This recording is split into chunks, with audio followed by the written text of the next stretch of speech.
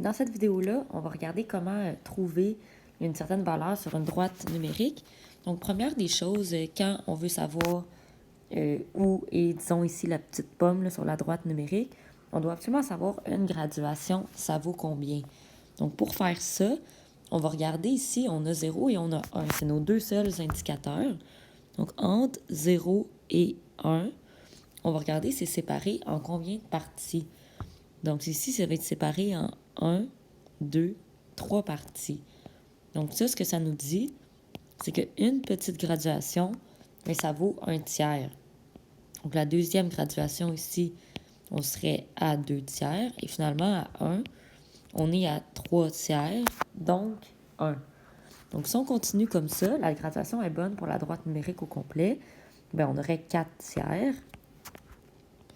Ici, on prend une partie égale. Donc, ici, les petites parties, on voit qu'elles sont plus petites. Donc, ça, c'est pas des tiers. Donc, le prochain tiers, il est ici.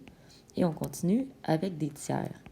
Donc, ce qu'on va voir ici, c'est que le tiers, il est coupé en 3. Donc, si on retourne entre 0 et 1, puis qu'on coupe chacun des tiers en 3, bien, ce qu'on remarque, c'est qu'une petite graduation de cette taille-là, entre 0 et 1, on en a 9. Donc, dans chaque tiers, il y en a 3. 3 fois 3, ça fait 9. Donc, on a 1 neuvième. Donc, à 1, on est aussi à 9 sur 9. Je continue à séparer ici en tiers. Donc, 10 sur 9, 11 sur 9, 12 sur 9, 13 sur 9 et 14 neuvième. Donc, ici, je peux pas simplifier. S'il y en a qui voudraient répondre 1 et 5 neuvièmes, ça serait bon aussi. Donc, après un entier, on est à 1, 2, 3, 4, 5. Donc, c'est bon aussi. Les deux réponses sont bonnes. On va faire un deuxième exemple. Donc, maintenant, on veut trouver où est-ce qu'il est le petit champignon. Donc, toujours la même chose. Je regarde entre 0 et 1. Donc, entre 0 et 1, j'ai combien de bons? J'en ai 1, 2, 3, 4, 5, 6, 7. Donc, une graduation, ça va être 1 septième.